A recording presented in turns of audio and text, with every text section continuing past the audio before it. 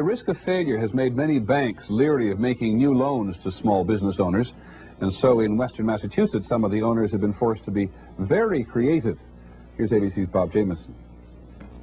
The Berkshires, one of the prettiest places in Massachusetts, but just as depressed economically as the rest of the state. Towns like Great Barrington have high unemployment and declining income. Banks have virtually stopped loaning money to small businessmen.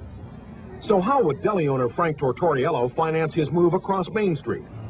How would farmer Dan Tozinski pay his bills during the winter when he had no crops to sell?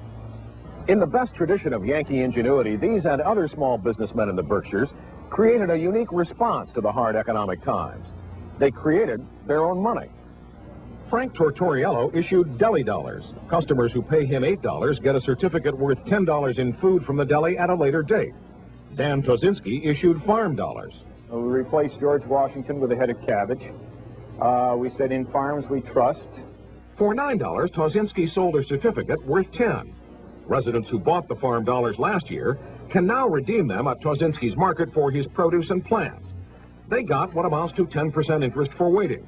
He raised a badly needed $5,000 to carry him through the winter. Tortoriello's customers bought enough deli dollars to finance his move. Residents have begun passing the currency around. Deli dollars even showed up in Pastor Van Osdale's collection plate at the Congregational Church.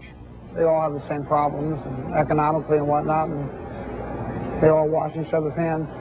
Even banker Gene Hannon bought some deli dollars. $20 for two sets of Frank script was a good investment. How good is this made-up currency turning out to be? As good as the faith the residents here have in each other, which means in the Berkshires it is at least as sound as a dollar. Bob Jamieson, ABC News, Great Barrington, Massachusetts. Which takes us circuitously to Wall Street.